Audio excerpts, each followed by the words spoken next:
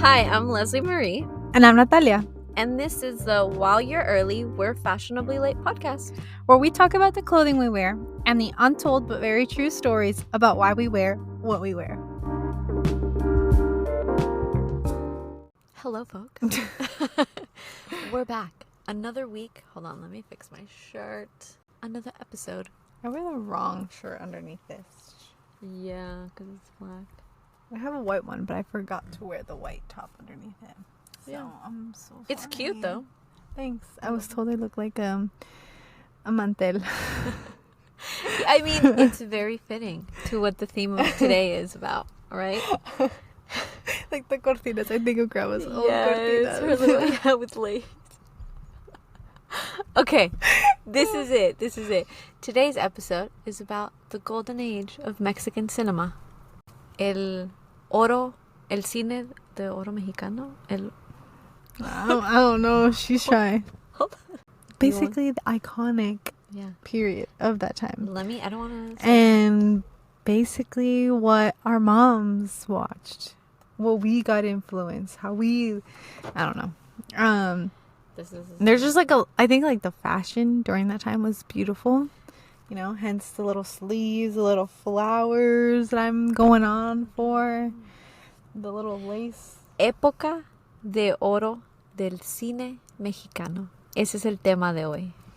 Wow. Pat yourself on In the case you guys back. didn't know, we come from Latin descent. Family. Do you want to talk about that a little bit? Yeah. Sí, claro. Just kidding. This is going to be a Spanglish episode. Spanglish, yeah. Because, we're bilingual. We're bilingual. Why not? Whatever. O como sea. Super wide. Are you going to go super, fresa? No. Yeah. Anyway. O sea, porque yo sí puedo ser fresa. Una cachetada. No, so, our parents, if you didn't know also, we're sisters, but our parents, if you couldn't tell, our parents were born and raised in Mexico.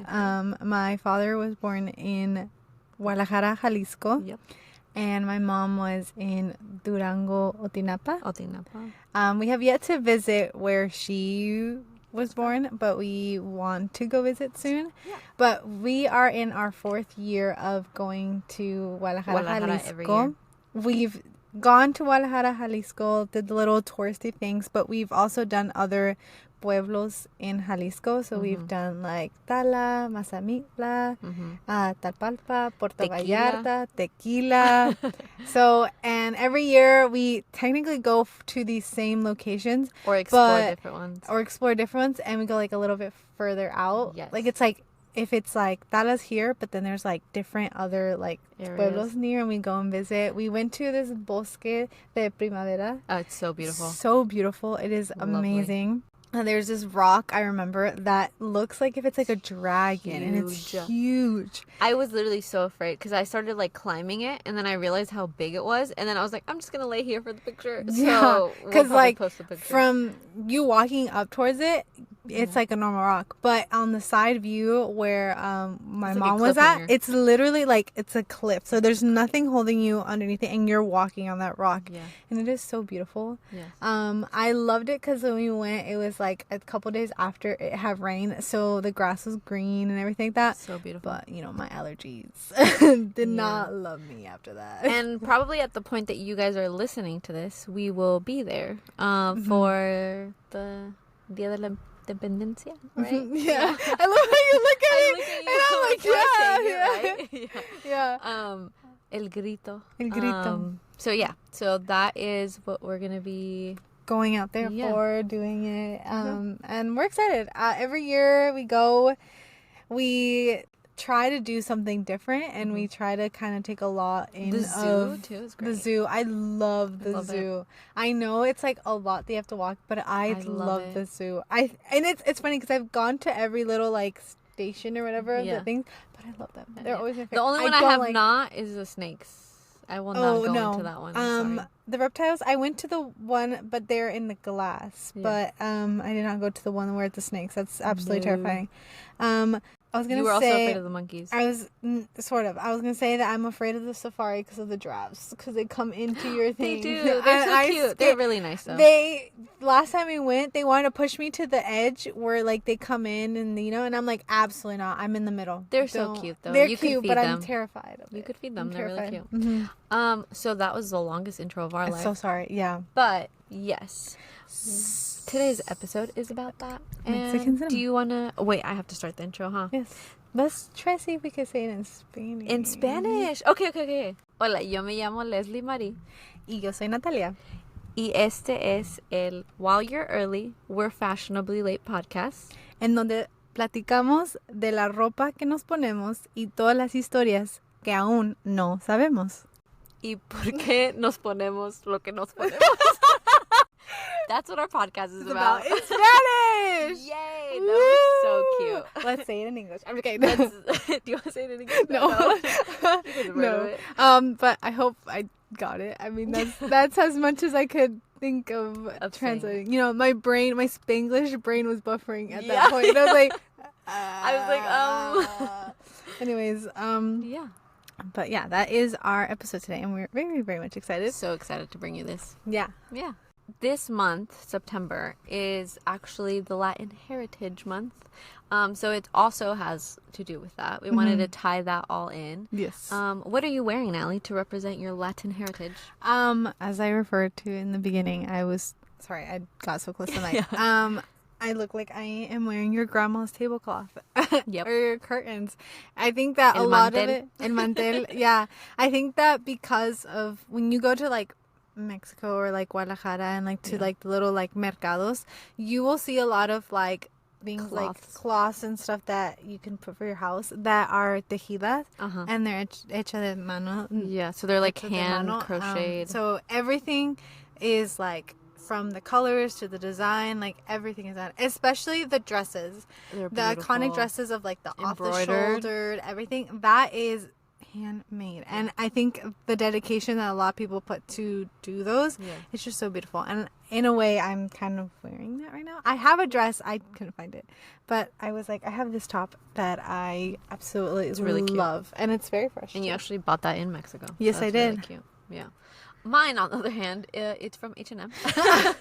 But I like the watercolor effect of it and the purple color, and the sleeves are very, like, I think I'm going more of the vibe of a tourist in Mexico. Yes. I think like very much Mexico City, because it's that Mexico City, El DF, has gone very modernized in the style. So I think you're highlighting that, or I'm highlighting your typical. And my typical red lipstick, because I feel like red lipstick, you didn't eyeliner, do your trenzas, because I feel like you always do your trenzas when you go to Mexico. I did not, but yeah. But if you I'm guys showcasing follow us, my hairy arms. if you guys follow us on our social media, you guys will probably see pictures of our trip. Yes. Yeah. Another thing I just saw that you're wearing is cadenas. A lot of us, especially like with like men, I feel like they wear a lot of cadenas. Like it's like the gold ones and all that stuff, or las pulseras. These, I feel like ever since you're a child, you get one of these bracelets. And it has your names. It has your name. This one actually, I have one with my name, but this one was actually my dad's, and so I wear it every single day. It's a piece of my everyday jewelry, just to remember him. But yeah, I have his cadena, but it's like, this man was tall, so for me, mine's like this, and I'm like, I try to twist it where you do it too, but then I'm like, so it's just safe. In my jewelry and he box. Actually got it in Guadalajara, in the Centro Joyero. Yes. When we went, he got the set, so he got the necklace and that. And all of my earrings except my star ones are from El Centro Joyero. Yeah, same. I think for me, every time we go to Guadalajara, I get a new ear piercing. Yeah. No, I get a new ear piercing, so I'm like, what new earrings am I going to get? No, and that the Centro Joyero is a must. Like, yes, you have to. It's like 3 stories. For those of you who don't know, it's like 3 stories. It's like a building. And they're huge. And you have all of the best jewelry. There's gold, there's sterling silver, there's imitation stuff. Like, you go there and you will find something for jewelry. And then, because it's right next to El San Juan de Dios, that... Not recently now. It did, I think, last year. Part of it burnt. I think it's like the kitchen area. Yeah. But that's another touristy area where you go for food, where you go for like your souvenirs or gifts that you give to people, and that's where you'll find a lot of huge. It's bad to say it, but like knockoffs of stuff that they sell but there. Also, I feel like there's a lot of original stuff. So if you go, like, they have a lot of leathered goods, which like the cowboy boots. It's like in the upper part of it too. The cowboy boots are my favorite, and the purses. I have 2 of the purses from there. I also get the bracelets, the ones that are like tejidas. But I also get the sandals. What Leslie calls my Jesus sandals. Yes, but they're really cute. Good leather ones. Every year I try to get something of it. Last year I did not, but dresses too. I get dresses and stuff like that. But it's like this thing that I had with my dad, where every year we would go, he would always be like, time for new shoes, and we would both go, because he would get his belt, and because where he got his belt, el puesto like 2 doors right across down was for the shoes, so he'd be like, what shoes are you gonna get? So I have like a full collection of them. So I didn't get them last year. I think it looks a little bit depressed or whatever, but that's another story. Because I didn't go with my daddy. But I'm hoping this year I could go and get myself a pair. I think also leading up to the trip, I feel like this year I'm a bit more excited about because I'm going in with a positive mindset. We're excited. Grateful that we get to go another year, and to just like honor my dad, because that's where he grew up with, like there, and he went to school there. The torta de chavo that he... the tejuinos, everything. In Talpalpa, I think it is. It is a beautiful, beautiful city. Little pueblito. They sell tamales, and then so good. They sell, is it atole? No, atole de cajeta. It's so good. Y de guayaba. De guayaba, it's a good, but de cajeta, it's so good. I am waiting for that. If you don't know what an atole is, it's basically almost kind of like a hot chocolate, but not really. It's just thicker, and but it's like a warm drink, so it's known during the colder climates. You get that. Also, the ice cream, because they have the ice cream de garrafa, I think that's what it's called. And there's so many different flavors. Also honoring our grandpa, because our grandpa used to sell nieves de garrafa. He would make them himself. Yeah. So I'm excited because of the tamales. And then the elote. What is also the thing where you go to get the it's like literally in the farm, and you go and you get the milk and the oh my god. Pajaretes? Yes, pajaretes. Those are so good. Okay. Yes, I am lactose intolerant. I'm not supposed to have with that because it is an actual cow, but I drink half of it with my mom, but it is delicious. It is basically milk straight from the cow. La vaca at that time, and it has coffee, freshest you can cinnamon, get it. Sugar. A lot of people actually do hot chocolate, chocolatito, like the powder instead of the coffee. And then they put like some form of alcohol. I forget what it is, but it's like a tiny bit of it. And they mix it. It's so warm. Good. It has the bubbles because of the milk being so warm and stuff. And it's so good. So good. It's amazing. Delicious. It's like this thing for them. It's typical for them to do it in the mornings, to drink that. Like that is like their energy coffee. That's their energy drink. Yeah. So it's like their morning espresso that they need to wake up. Honestly. But it's just like, it's so good. Also, like, it's very like, I mean, it's straight from the farm right there. So it's kind of nice. I feel like every time we go to, it almost like centers you, because like obviously living in like a city, but like going there, like you're just like in the open field, and everything's so calm, and you remember and where peaceful. It's beautiful. You come from, and where your family came from, and stuff like that. And it's just, I think it's a good, because it's like we go from going to a place like that's more rural, where it's like all the like farms, everything, to then going to the city where it's touristy. It's like okay, like there's two sides of it. You have the combination of both. You love both versions of it too. It's especially beautiful. Puerto Vallarta. Oh my gosh. Love Puerto Vallarta. Also, the architecture of everything there is so beautiful. So beautiful. I just think decorations. There's a museum in Tlaquepaque.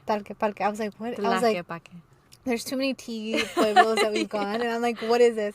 But there is this like store that you know what I'm talking about. It is like chandeliers. Beautiful. It is like big wooden tables. Like, this is all handcrafted by the people. Yep.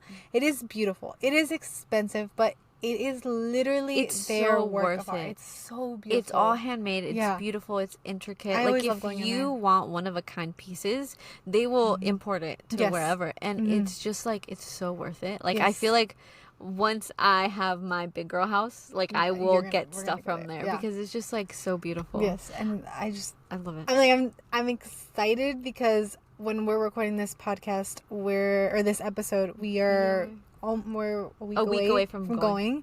But when you guys are hearing it, we're probably coming back from it. So I'm like, right now we're taking everything out of like, oh my gosh, I'm so excited. But yes, you would have already seen all the pictures of our trip and stuff. But yeah, before there was telenovelas, right? We had I want to say it in Spanish, Época de Oro del Cine Mexicano, or if you want me to translate it, it's the golden age of Mexican cinema. So that came about during about 1936. So that whole thing spanned around 2 decades of those films, all the way to 1956. And so that's I think, like, the tipping off point, or like the most memorable ones. Yeah. Obviously, they made films after that, and it went all the way into 70s, 80s, you know, even until now, obviously. We get a lot of, and it's like, some of them are more modernized to what it is now, but others, they continue to involve like the Mexican heritage and what it means to be Mexican and stuff, and they add a little bit of that, you know. And I think for that time period, for the Oro Mexico, you know, I don't know what I'm saying. I know what I'm saying, but I'm trying to say it in English and in Spanish. Your Spanglish brain is buffering. So what I'm trying to say is that in that time period, right, it was so iconic because I feel like you got a sense of what it was like to live in that time. Like, and it was done in the most beautiful way, because I feel like, especially when you see Mexican people through, say, a Western film, you know, in American films, you know, typically you only see them as the comedic relief.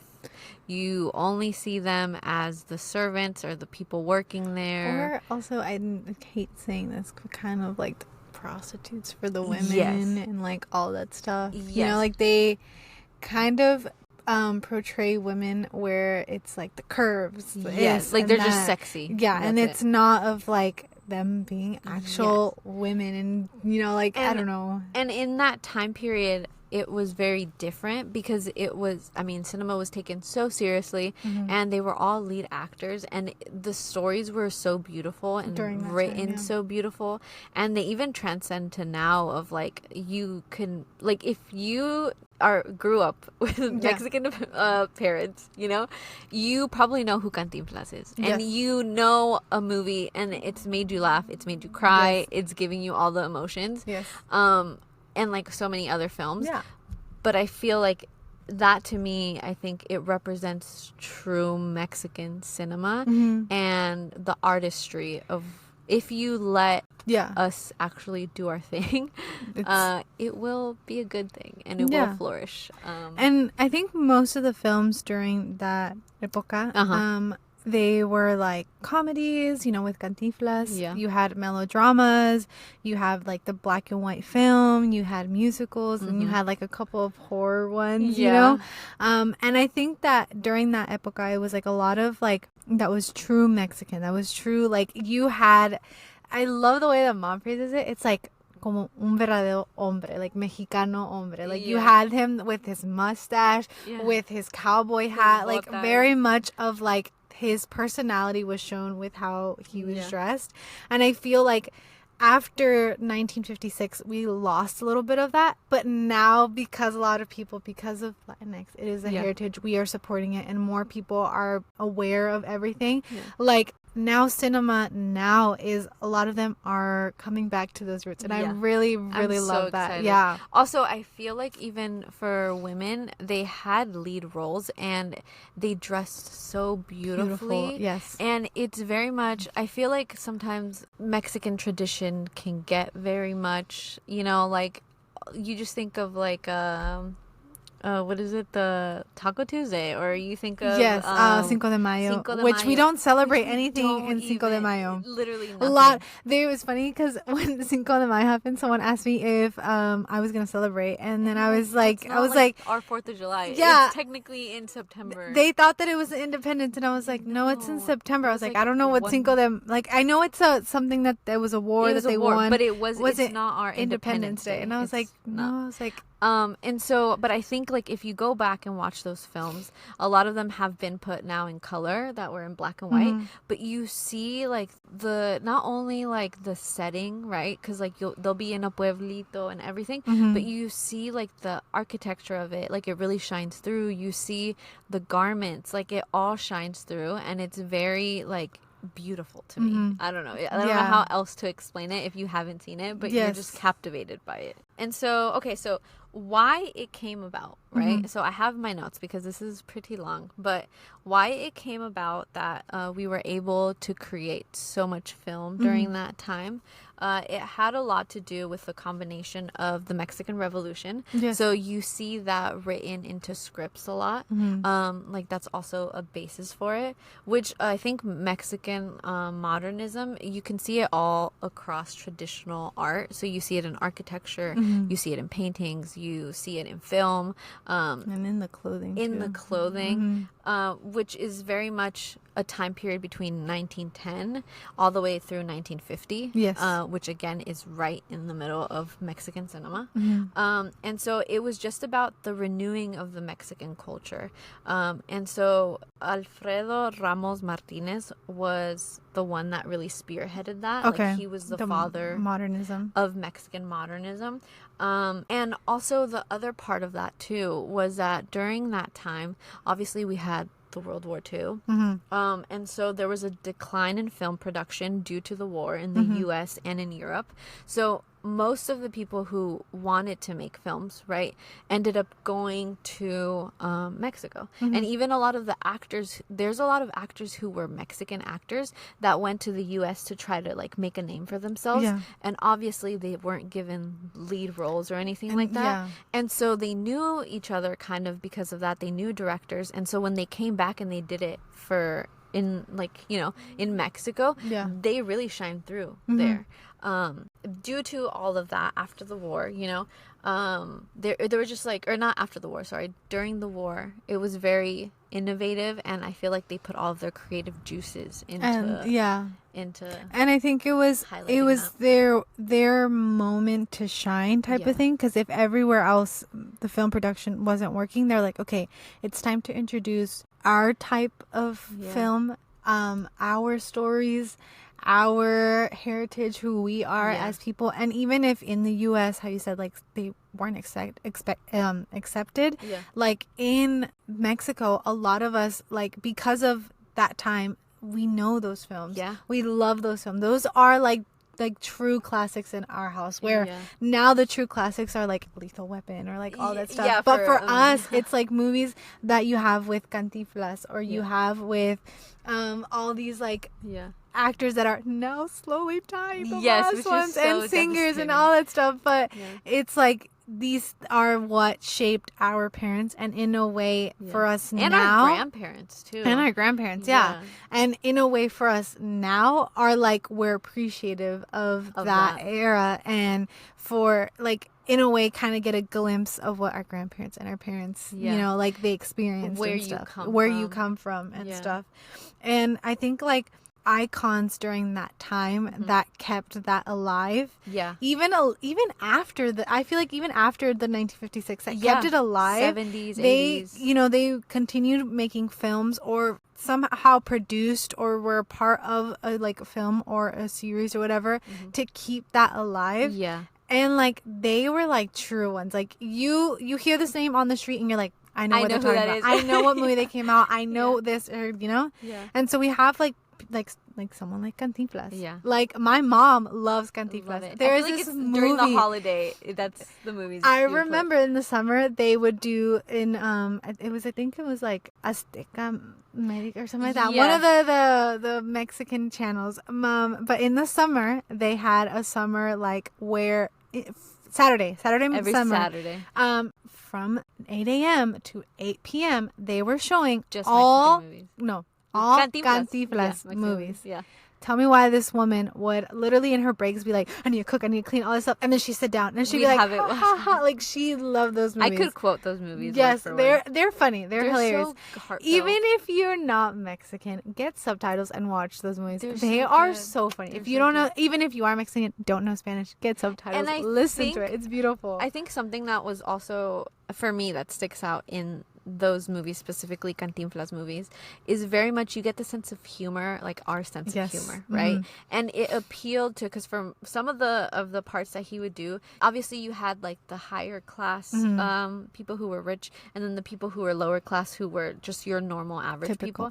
And so for him, he made movies as characters that were that they were the lower, you know, but he would get himself into things where he was up with like all these like people who were in like power, and somehow he was the voice of reason and all of these things. So I think really like it captivated the heart of Mexican people. Yeah. And he had a wide variety of comedic what is it like relief in that era. And like just like ideas for stories. And I feel like in a way he was very much of a like jokester, you know, we're all jokesters and stuff, but it was like he would put a joke in a very serious time moment or whatever scene, and in that moment you couldn't be serious, you just like laugh or like the people there, like there's even times where he does jokes and the actors that are there, you just see them kind of like turn around because it's like it's hilarious. It was in the moment. It was in the moment that it was script. just but we get Cantinflas, we get those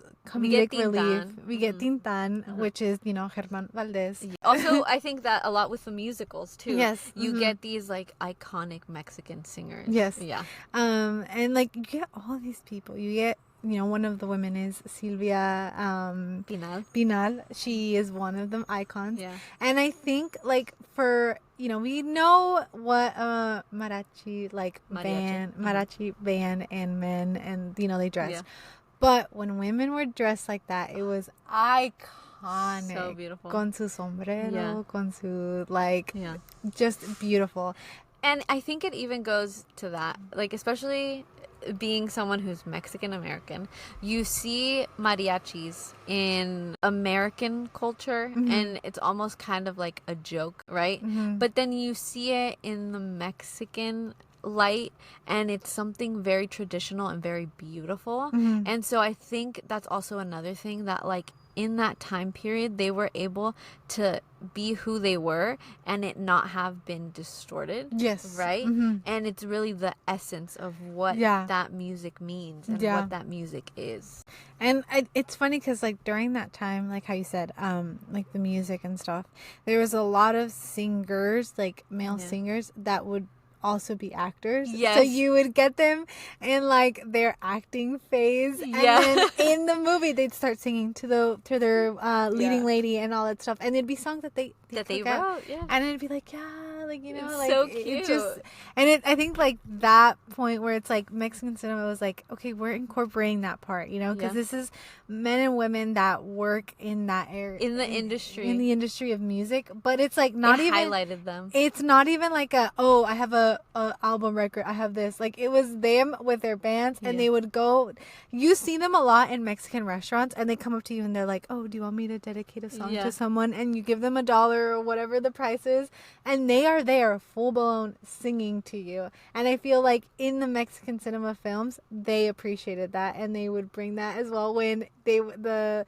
main leading guy would have to go get the girl, and she'd come out with her little I'm blanking on the thing, but like her little night dress and all that stuff, nightgown, and she'd come up in the patio, and like that was your romance that you would get in the film with the singers, you know. And it was beautiful. So it's very much like two different ways of seeing it, right? Yes. Where it's like the way that it appeals to certain people, but versus the way that it is traditionally and what it's actually meant for. Okie dokie. Okay, so here are some of the most influential films. I mean, not all of them, right? But the one that's very iconic is Maria Candelaria. It came out in 1943, and a lot of people don't know this, but it actually won at the Cannes Film Festival in 1946. There were other films that also won during that time, like the same award, but it was one of the 10 films that won it. And so even in that time period, to have a Mexican film shown at Cannes Film Festival and have it win, like that was something that iconic, right? And so a lot of people didn't know that. And the main character, her name is Flor Silvestre. And then we also have Pedro Armendáriz, which again, iconic name in the Mexican industry. Yes. Alberto Galán. But the main character who was there, she had actually started her career in the U.S. And again, it didn't hit. And she ended up going back to Mexico, and her career flourished there. So she's well known in Mexico. But when she tried out acting in the U.S., it wasn't, you know? Also, her outfits in that film is just beautiful. And I think outfits, the makeup, like it is true Mexican, like women clothing that they would wear during that time.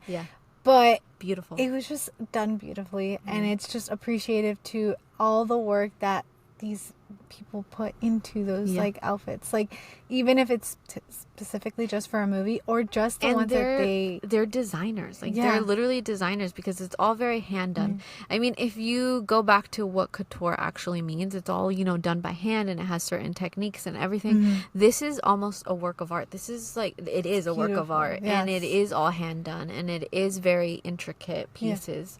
And they're beautiful. And like, my thing is like the tejido, like it's so gorgeous. Them doing it, it's like every single one has to look exactly the same. So my thing is, how many hours, how many like tries and like, you know, trial and errors they had to do to be able to make those beautiful clothing and stuff, like in the embroidery, everything like that's just beautiful. I'll low-key watch the movies and just stare at the garments. Yes. Because they're so beautiful. And how they project the women in them. Like, just so, like, posh. I'm so sorry. I don't know what that is. I think it was a dog. It's a dog. So, like, posh, modern, and, like, elegant. Feminine, powerful. But also, I love that they were very well respected, too, in the films, because they were very much the main character, just like the men. Like, it couldn't just been a men film. Whereas the women, you know? They are the backbone.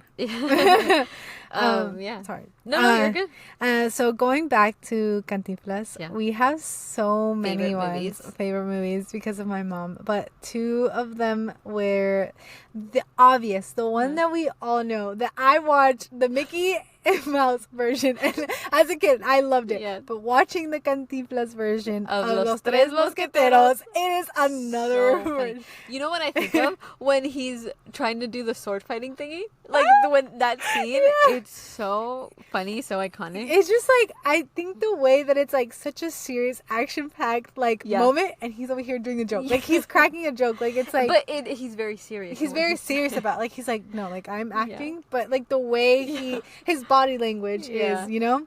And then another one is El Analfabeto. Yeah. Okay. Where he doesn't know how to read or write. Yeah. That is hilarious. It's such a good movie. It's like a good story. It captures the humor in it and who he is as an actor and who we all know him as an actor. And also, I feel like that storyline is so like beautiful, because like he starts off one way and he ends up being like so much. Yeah. And it goes back to how you said, like, his films were very much projected towards the middle class, lower class of Mexico, of people in Mexico. And in some way, somehow, he went up. Related to them. He related to them, kept his true grounds and everything that he knew, but then somehow would be not in the higher up, but involved with the higher up, but he stood his ground on who he was. And I think it was just like a thing where he made those people feel seen. Yes. And I think that's why it's so iconic, because it's a thing of like, you see yourself represented on screen and it's done correctly. You know for a fact that like, it's almost like you trust them, you know, to capture who we are in a way. So it's beautiful. And if I could think of anything, because, you know, going back to the topic of fashion, de moda, I think the Cantinflas, like his films, the women and the men are always dressed so beautifully. Elegantly. Yep. Especially the suits that the guys wear at times. Yeah. Like the way that it's tailored to their body, it's just beautiful. It's beautiful. Even it's so funny because sometimes, because he's in a lower, part of the thing. And sometimes it's like ripped or it's long or whatever. But still you see the workmanship that went into making that. To making it look like to that. Make it. Yeah. Also, if you think of Cantinflas, you have an image of him with his hat. Yes. He has his hat. Yeah. And it's like that piece of clothing of accessory is iconic to this person, this actor that opened and introduced this new way of doing films. Yeah, and I feel like a lot of them spearheaded a lot of talent now, and a lot of they opened so many doors for creative people that wanted to be actors or production or designers, and it's just I go back, and even this movie was made 28 years ago, or it came out 28 years ago, but to me it's one of the movies that it's modern technically, right, because it's a recent one that we've had. A Walk in the Clouds, I think that was also very well done with Keanu Reeves. It was very well done. I love that movie because you see the Mexican heritage, but it's a beautiful romantic film. Yeah. And you see, what I'm trying to say when I say, you see the beauty of the Mexican culture translated on screen. If you want to watch a modern adaptation, that movie is it. Another one, because the actress, the main leading lady that comes out, she comes out also in a series. This is a Spanglish series of... it's in Spain. It's a Spain It's one. a Spain... no, sorry, I didn't mean to say Spanglish. A Spain series of... Velvet. Velvet collection. Yeah.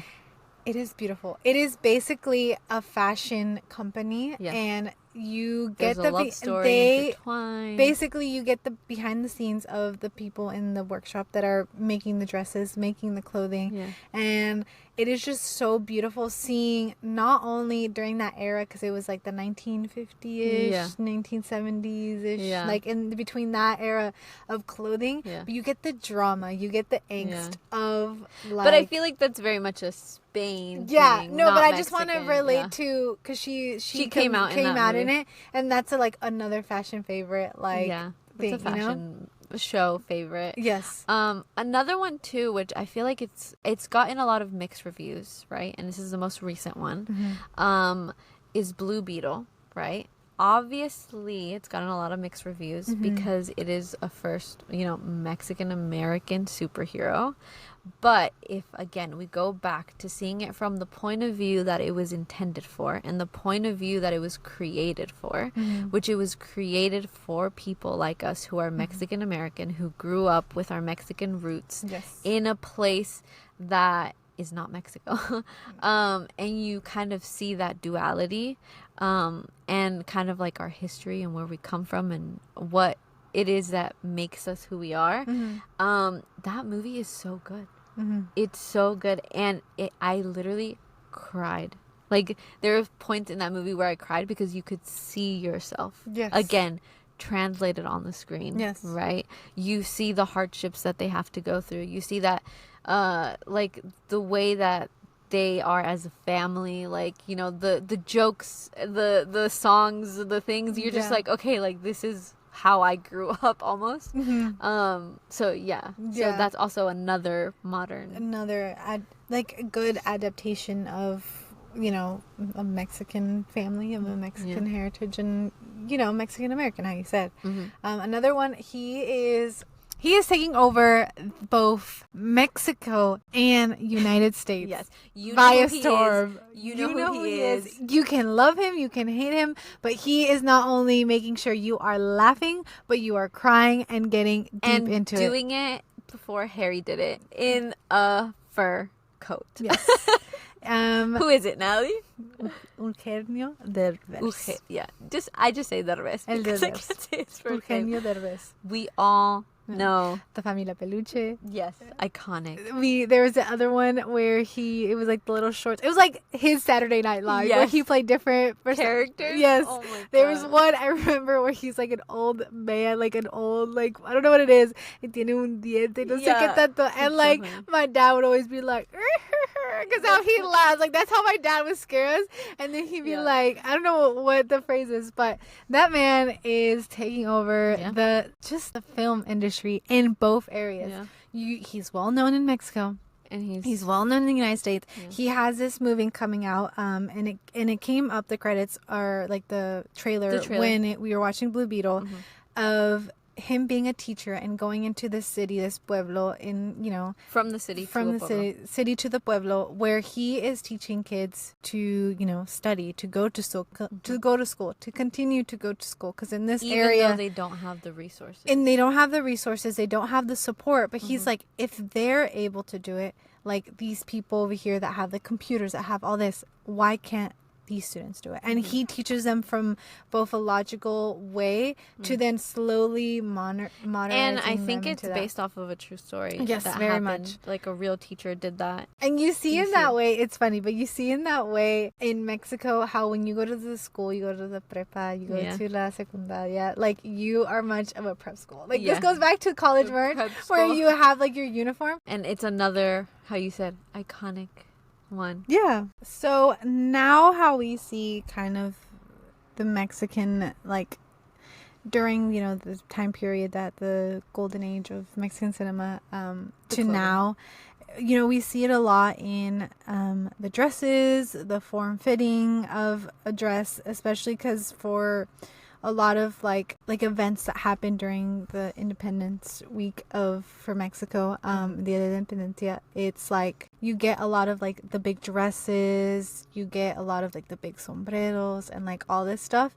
And I think now we're seeing all those little things, but in the fashion world, and we saw it recently. I was so excited. So Dior did their cruise collection, right?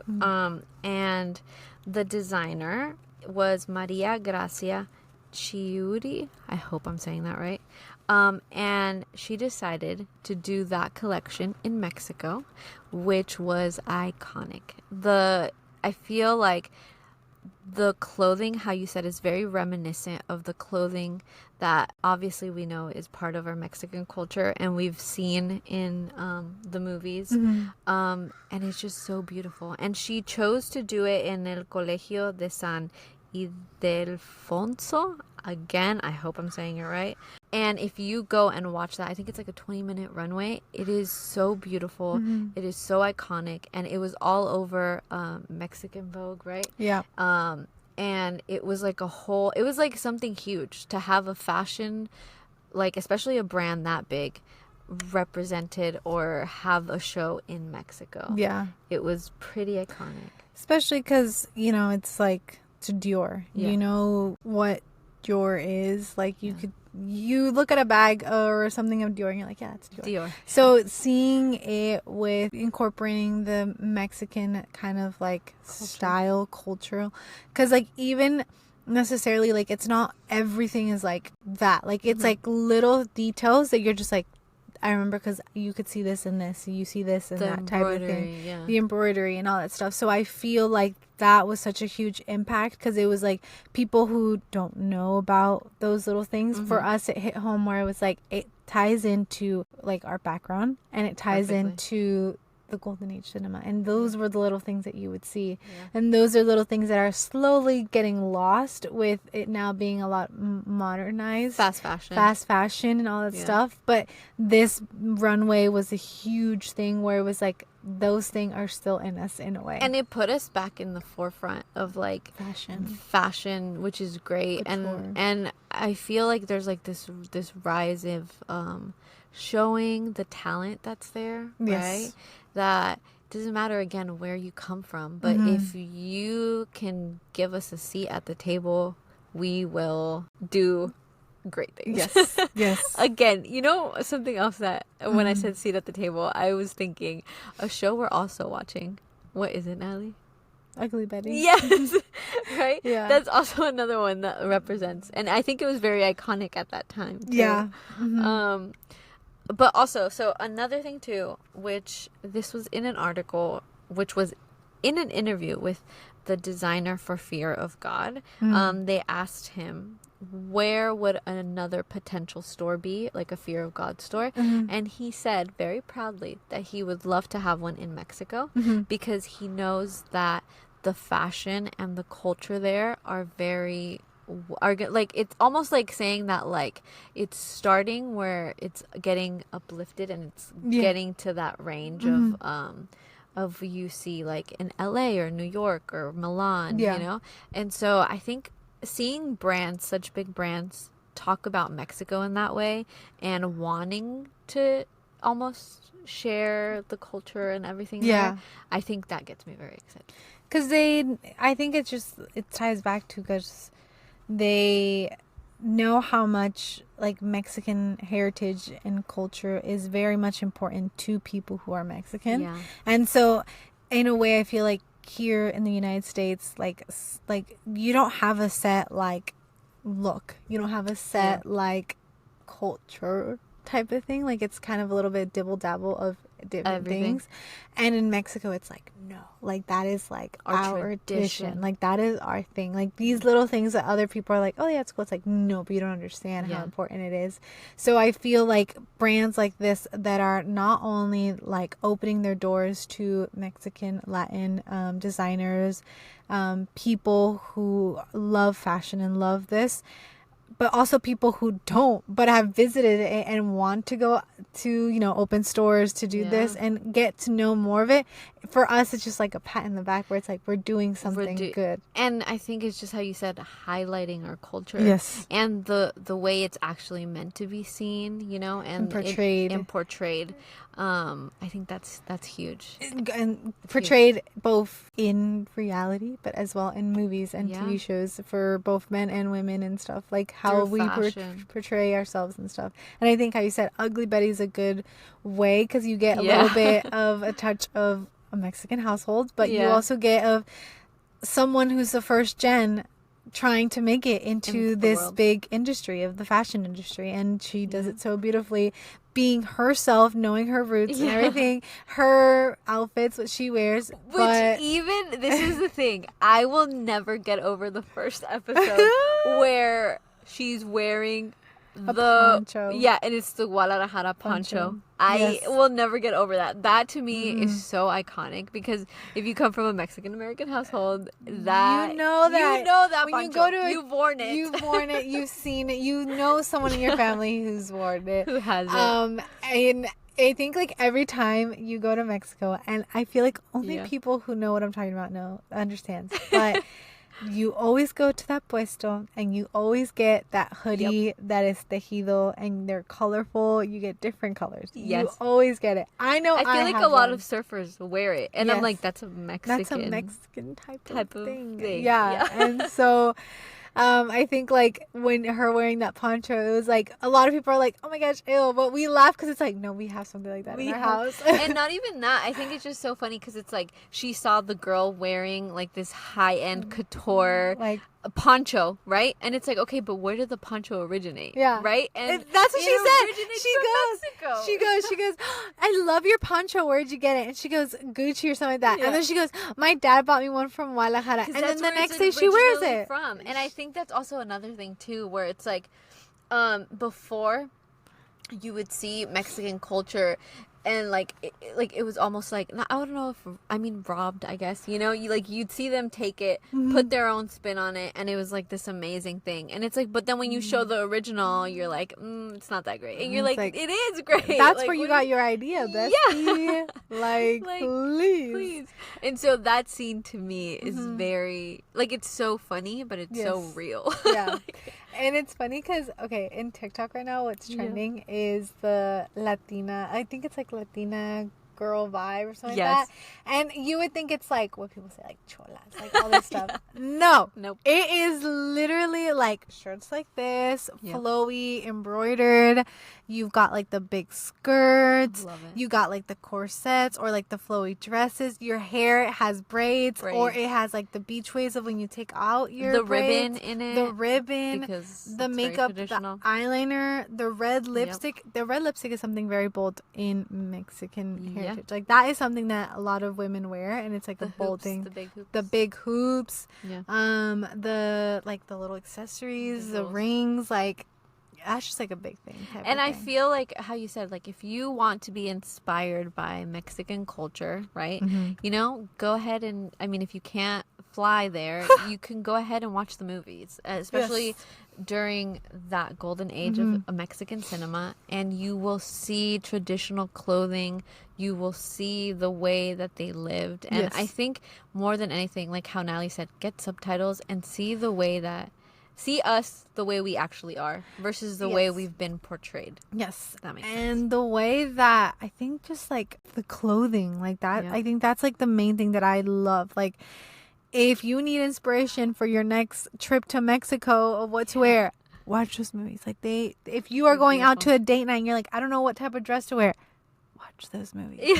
Like if you are the type of person that loves like Audrey Hepburn's, Marilyn Monroe, Elizabeth Taylor, like type of films during that time, these are ours. Yeah, These give are ours. These a try Yes. too. They're also They're beautiful. as equally as beautiful. Yes.